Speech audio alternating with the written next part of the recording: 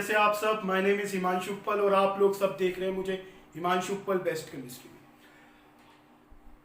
आज हम लोग स्टार्ट करने जा रहे हैं क्लास 10th का फर्स्ट चैप्टर फिजिक्स का chapter light, reflection and refraction of light.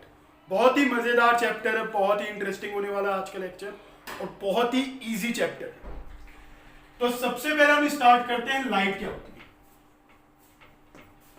Light क्या है? लाइट एनर्जी की एक फॉर्म है। Light is a form of energy. Light क्या है? एनर्जी की एक फॉर्म है। जैसे देखो हमारे पास दो तरीके की वेव्स होती हैं, एक होती है मैकेनिकल वेव और एक होती है non mechanical wave. Non mechanical waves वो होती हैं दे do not require any medium for propagation, यानी कि इन्हें किसी मीडियम की जरूरत नहीं है प्रोपोगेट होने के लिए।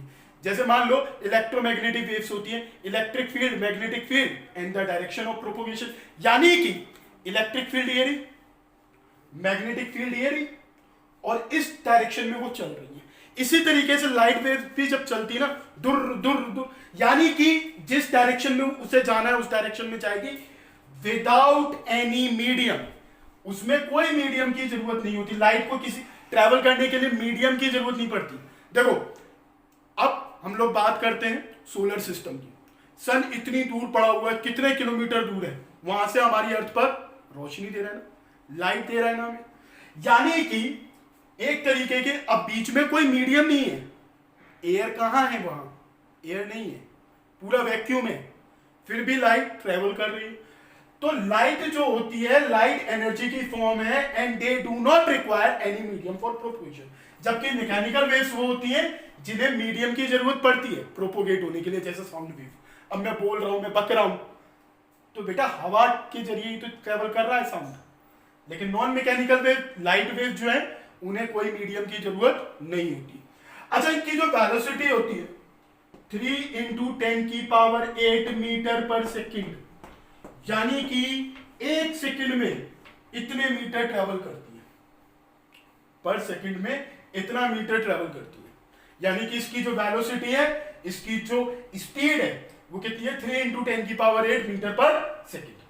अगर हम लोग लाइट की बात कर रहे हैं तो light is a form of energy and velocity of light is 3 × 10⁸ metre per second.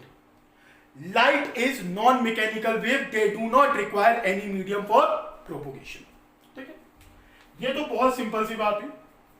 ठीक है, लाइट के बारे में। अब देखो, अब हम लोग दो तरीके के ऑब्जेक्ट देखते हैं। ऑब्जेक्ट हमारे लुमिनियस ऑब्जेक्ट। कौन से ऑब्जेक्ट? Luminous object. और एक होते हैं हमारे नॉन लुमिनियस ऑब्जेक्ट। अब ये क्या भैया कहानी? लुमिनियस ऑब्जेक्ट कौन सा है? नॉन लुमिनियस ऑब्जेक्ट ऐसे ऑब्जेक्ट जिनकी अपनी खुद की लाइट होती है, एमिट देयर ओन लाइट, जो अपने अंदर से लाइट को निकालते हैं, जैसे कैंडल, बल्ब हुआ, सन हुआ। ठीक है, जो अपने अंदर से लाइट एमिट करते हैं वो हमारे नॉन लुमिनियस ऑब्जेक्ट होते हैं। Do not emit their own light, वो हमारे क्या कहलाते हैं? Non luminous object. देखो अगर मैं लुमिनियस ऑब्जेक्ट की बात कर रहा हूं तो जैसे सन हुआ, कैंडल हुई, ये हमारे किस में आते हैं? लुमिनियस ऑब्जेक्ट में।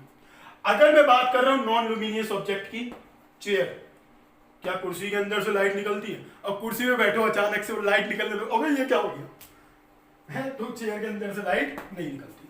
टेबल, ठीक है, तो ये एग्जांपल्स हैं। ठीक है, ETC एक्सेट्रा, ETC एक्सेट्रा, बहुत सारे।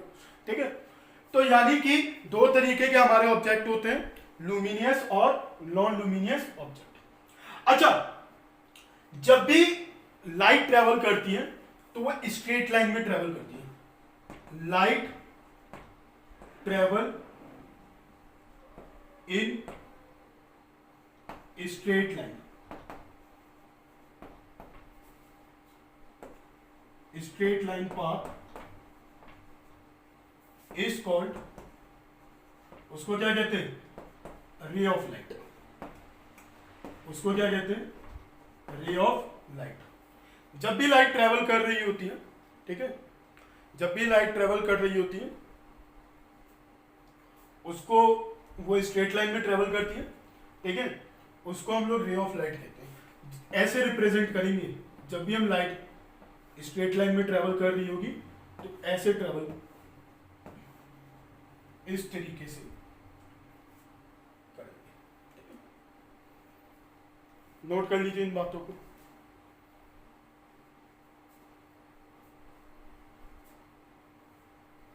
ठीक है,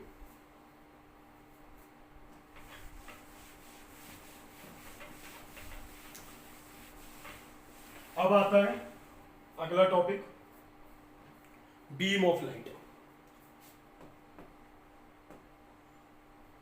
beam of light, beam of light, beam of light. अब देखो पहले से समझो, जैसे एक ग्रुप होता है पैरेलल रे ऑफ लाइट का, यानी कि एक ग्रुप है पैरेलल रे ऑफ लाइट का, और इस पैरेलल रे ऑफ लाइट को कोई सोर्स अपने अंदर से एमिट कर रहा है। जैसे मान लो ये सन है, ये सन है, ये लुमिनियस ऑब्जेक्ट है और अपने अंदर से पैरेलल बीम ऑफ लाइट को एमिट कर रहा है, तो इसको ही हम लोग क्या कहते हैं, पैरेलल रे ऑफ लाइट को, group of parallel ray of light को निकाल रहा है अपने अंदर से, ठीक है, एमिट कर रहा है, तो उसी को ही हम लोग क्या कहते हैं, बीम ऑफ लाइट। ठीक है, उसी को ही हम लोग क्या कहते हैं, बीम ऑफ लाइट। यानी कि अ group of parallel, a group of parallel ray of light, a group of parallel ray of light emitted by a source of light, emitted by a source of light, emitted by a source of light is called beam of light, is called beam of light. A group of parallel ray of light emitted by a source of light, उसी को ही हम लोग क्या कहते हैं, beam of light. यानी कि ये हमारी क्या कहलाएगी, पैरेलल बीम। ये क्या कहलाएगी, पैरेलल बीम। अब वही ग्रुप ऑफ लाइट पैरेलली ना जाकर डाइवर्ज हो जाए, बट जाए कई सारे भाग में, डाइवर्ज हो जाए, यानी कि एक group of parallel beam of light travel कर रही है, तो वो क्या हो रही है, एक पॉइंट से निकलकर डाइवर्ट हो रही है, डाइवर्ज हो रही है, तो उसको क्या कहेंगे, डाइवर्जेंट बीम। क्या कहेंगे, डाइवर्जेंट बीम। जैसे कि इस तरीके से एक पॉइंट से निकल रही है और डिफ्लेक्ट हो रही है, यानी कि एक पॉइंट पे गई, पुचुक करके और फैल गई, यानी कि एक पॉइंट से निकल रही है और फैलती हुई जा रही है, एक पॉइंट से निकल रही है और फैलती हुई जा रही है, एक पॉइंट से निकल रही है और फैलती हुई जा रही है, उसको क्या कहेंगे हम लोग, डाइवर्जेंट बीम। क्या कहेंगे, डाइवर्जेंट बीम। क्या कहेंगे, डाइवर्जेंट बीम। अब वही पैरेलल रे ऑफ लाइट जब एक पॉइंट पर मीट करे, एक पॉइंट पर मिले, यानी कि कई सारी पैरेलल रे ऑफ लाइट या कई सारी बीम ऑफ लाइट जा रही है, पैरेलल नहीं, कैसे भी जा रही है, और जाकर एक पॉइंट पर मिल जाती है, एक पॉइंट पर टकरा जाती है, तो उसको हम लोग क्या कहते हैं, कन्वर्जेंट बीम। जैसे इस तरीके से ये जा रही है और एक पॉइंट पर मिल जाए, एक पॉइंट पर मिल जाए, एक पॉइंट पर अगर ये मिल जाती है तो इसे क्या कहा जाता है, कन्वर्जेंट बीम। Convergent beam. अगर एक पॉइंट से निकलती है तो वो क्या कहलाएंगी, डाइवर्जेंट बीम। अगर एक पॉइंट पर जाकर मिलती है तो वो क्या कहेंगी, convergent beam. A group of parallel light, उसे क्या कहेंगे, parallel beam. A group of light rays parallel to each other, a group of light rays parallel to each other, उसको क्या कहेंगे, पैरेलल बीम। और वही अगर एक पॉइंट से कई सारी रे ऑफ लाइट डाइवर्ट हो जाए तो उसे क्या कहेंगे, डाइवर्जेंट बीम। और अगर कई सारी बीम ऑफ लाइट एक पॉइंट पर आकर मिल जाए तो उसे क्या कहेंगे, कन्वर्जेंट बीम। इन डायग्राम को ड्रॉ करिए फटाफट। A group of light rays parallel to each other, a group of light rays parallel to each other, उसी को ही हम लोग क्या कह देते हैं, आर कॉल्ड पैरेलल बीम। उसी को ही क्या कह देते हैं, पैरेलल बीम। बात समझ में आती है। a group of light rays spreading, फैलना out from a source of light, उसको क्या कह देते हैं, जब हमारी स्प्रेड हो रही थी, फैल रही थी, तो उसे क्या कहा गया था, किसी एक सोर्स में से निकल रही है और फैल रही है, सोर्स में से निकली और फैल गई, सोर्स, तो उसे क्या कह रहे थे, डाइवर्जेंट कह रहे थे या convergent, divergent beam are called divergent beam. Very good.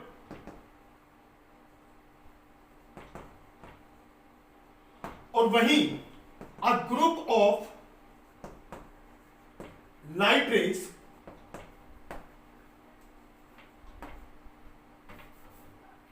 ठीक है, अब जब हमारी एक पॉइंट पर मीटिंग एट ए पॉइंट,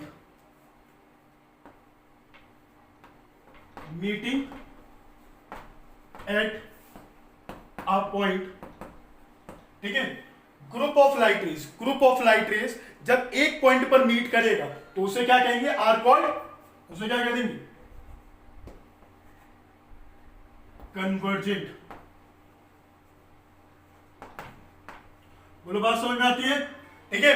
यानी कि जब हमारी group of light parallel to each other, तो वो हमारी क्या कहला रही थी, पैरेलल बीम। जब group of light rays spread out हो जाती है किसी सोर्स ऑफ लाइट में से, इस तरीके से, तो वो क्या कहलाएगी, डाइवर्जेंट बीम। और जब एक पॉइंट पर जाके मिल जाए तो उसे क्या कह देते हैं, कन्वर्जेंट बीम। यानी कि पैरेलल जाए तो पैरेलल बीम, डाइवर्ट हो जाए तो डाइवर्जेंट बीम, एक पॉइंट पर आके मिल जाए तो कन्वर्जेंट बीम। क्लियर है। अब आगे की बात करते हैं, ठीक है। यहां तक आए, होप सबको समझ में आ गया हो। अब हम बात करेंगे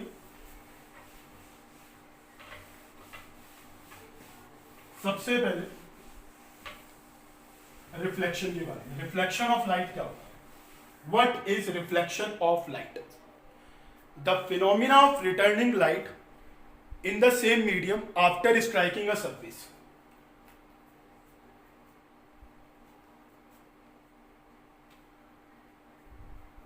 अब देखिए, जैसे मान लीजिए कि ये कोई प्लेन मिरर है।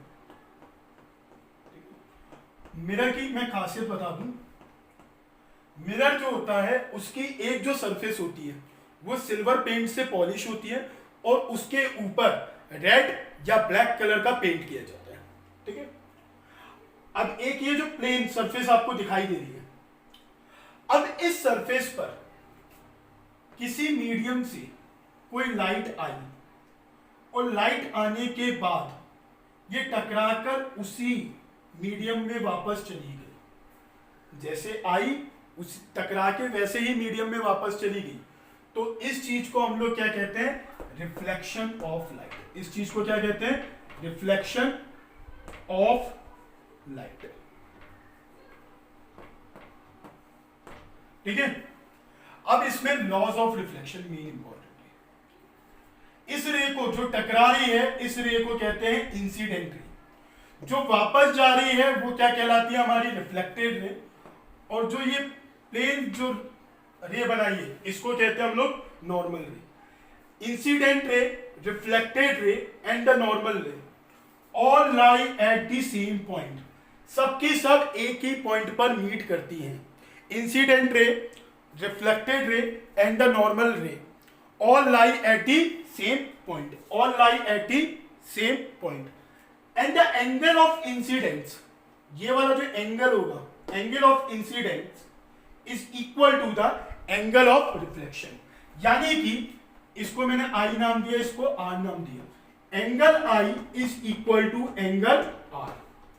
ये जब कंडीशंस होती हैं, दो कंडीशन, यानी कि जब incident ray, reflected ray and the normal ray all lie at the same point and the angle of incident equal to angle of reflection, तभी हमारा जो फिनोमिना होता है रिफ्लेक्शन ऑफ लाइट का तभी देखा जाता है, तभी देखा जाएगा, अदरवाइज नहीं देखा जाएगा। ठीक है, तो नोट करेंगे रिफ्लेक्शन ऑफ लाइट की definition. The phenomena of returning of light, the phenomena of returning of light in the same medium, the phenomena of returning of light in the same medium after striking a surface, after striking a surface, the phenomena of returning of light in the same medium after striking a surface। ठीक है, अब लिखेंगे laws of reflection. Laws क्या क्या?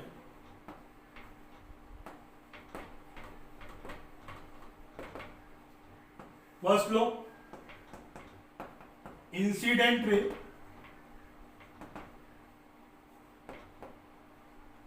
Reflected ray and normal ray all lie at the same point.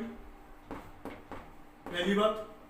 दूसरी बात, angle of incident is equal to angle of reflection, angle of incident is equal to angle of reflection. तो ये हमारे क्या थे, दो लॉज थे, लॉज ऑफ रिफ्लेक्शन की। जब ये देखे जाएंगे तभी हमारा रिफ्लेक्शन ऑफ लाइट का फिनोमिना देखा जाता है। The phenomena of returning of light in the same medium after striking a surface. ठीक है, तो जब ये दो लॉ ओबे हो रहे होंगे तभी ये फिनोमिना देखा जाता है। बोलो बात समझ में आती है? ठीक है,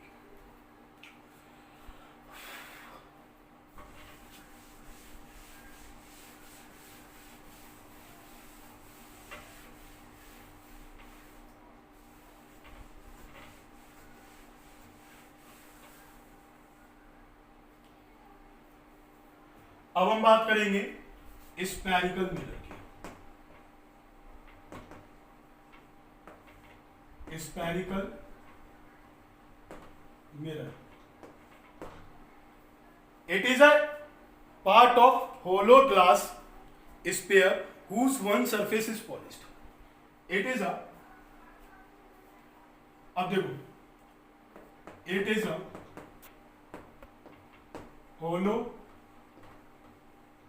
glass sphere whose one surface is polished.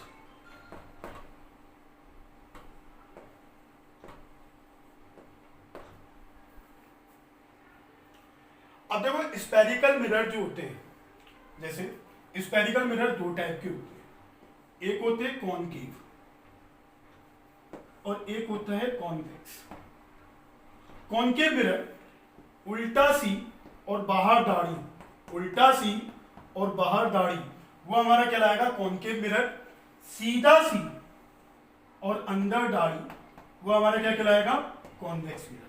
उल्टा सी बाहर दाढ़ी कॉनकेव मिरर, सीधा सी अंदर दाढ़ी कॉन्वेक्स मिरर। या फिर मैं बोल सकता हूं कि जब कोई लाइट किसी केव के अंदर जाए, जब कोई लाइट किसी केव के अंदर जाती है, जब कोई लाइट किसी केव के अंदर जाती है तो वो हमारा क्या कहलाता है, कॉनकेव मिरर। जब कोई लाइट केव के बाहर जाती है तो वो क्या कहलाता है, कॉन्वेक्स मिरर।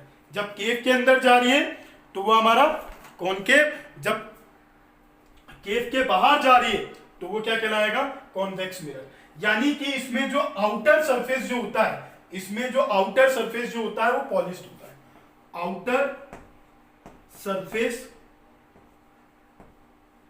इज पॉलिश्ड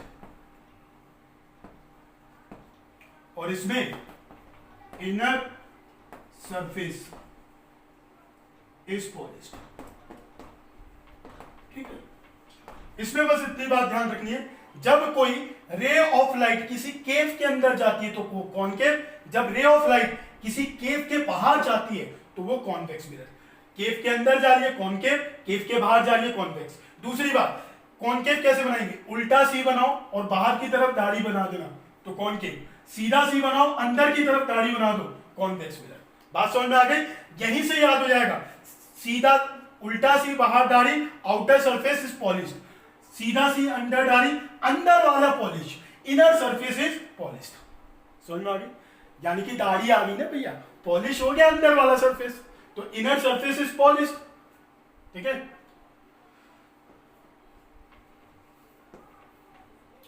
अब यहां पर कुछ इंपॉर्टेंट बातें करेंगे। देखो, it is a hollow glass sphere whose one surface is polished. अब ये तो आपको बात समझ में आ गई कि ये पूरा होलो ग्लास स्फीयर होता है, स्फीयर होता है, स्फीयर।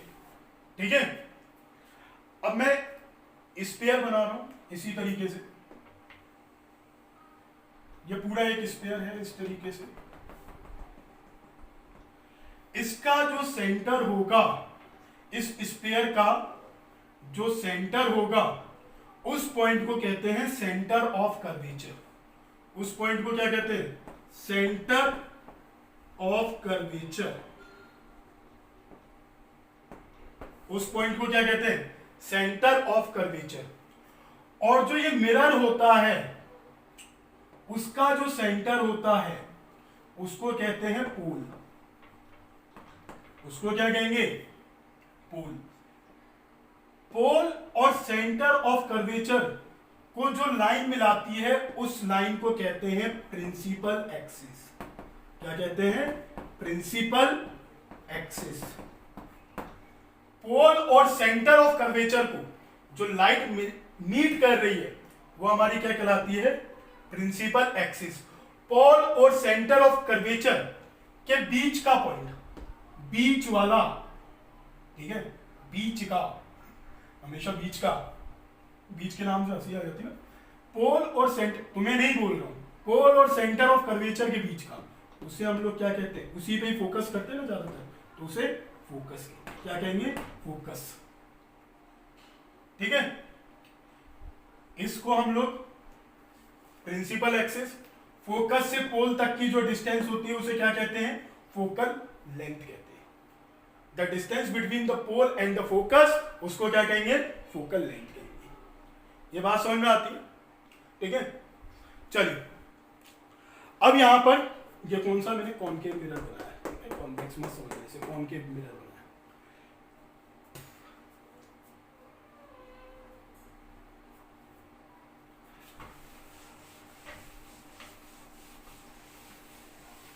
अब देखो, दो तरीके की इमेज होती है। इमेज भी हमारी, जैसे ऑब्जेक्ट हमारे दो टाइप के थे, इसी तरीके से इमेज भी हमारी दो टाइप की होती है। एक होती है रियल, एक होती है वर्चुअल। ऑब्टेन्ड ऑन स्क्रीन, जो स्क्रीन पर ऑब्टेन होती है वो रियल कहलाती है। Can not be obtained on screen, जो स्क्रीन पर ऑब्टेन्ड नहीं होती वो वर्चुअल कहलाती है। रियल कौन सी होगी, जो स्क्रीन पर ऑब्टेन्ड हो जाएगी, यानी कि इन्वर्टेड इमेज हमारी रियल इमेज कहलाएगी। वर्चुअल हमेशा कैसी होगी, इरेक्ट। कैसी होगी, erect. Can not be obtained on screen, always behind the mirror, always formed behind the mirror, always formed in front of mirror. Real image front of mirror पर form होती है, virtual image behind the mirror, ये front of mirror, behind the mirror, virtual behind the mirror, mirror के पीछे बनेगी। ठीक है, अब मैं आपको एक इमेजेस याद करने का एक सिंपल तरीका बता रहा हूं पहले। ठीक है, बहुत जल्दी याद हो जाएंगी, फिर उसके बाद हम लोग बात करेंगे।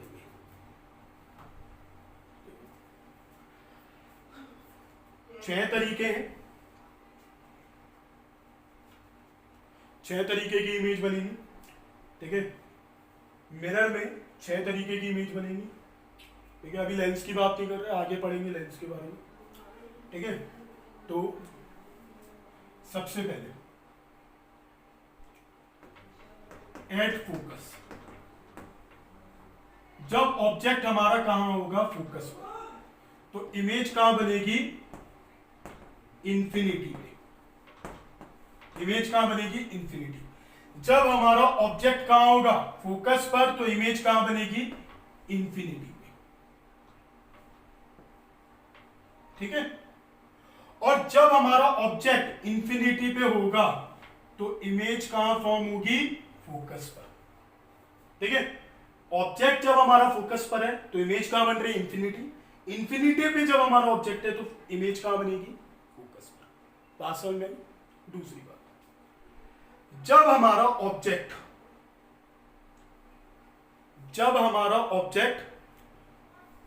बियॉन्ड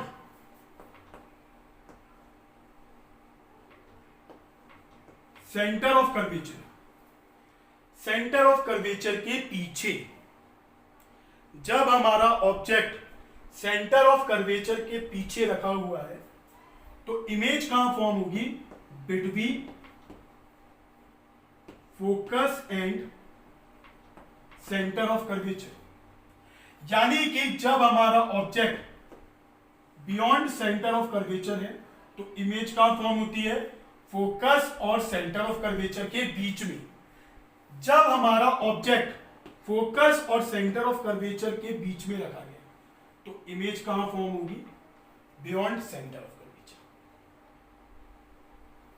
यहां पर ये वाले भी ऑब्जेक्ट के लिए, ये वाले भी ऑब्जेक्ट के लिए, लेकिन इसमें ऑब्जेक्ट जो चल रहा है ऊपर वाले का चल रहा है, इसमें जो ऑब्जेक्ट चल रहा है नीचे वालों का चल रहा है। ऑब्जेक्ट यहां और यहां रखे हुए, ऑब्जेक्ट यहां और यहां रखे हुए। ठीक है, याद हो गया? अब सुनो, हमेशा ऑब्जेक्ट जब भी बिटवीन पोल एंड फोकस, तो इमेज जब भी फॉर्म होगी बिहाइंड द मिरर।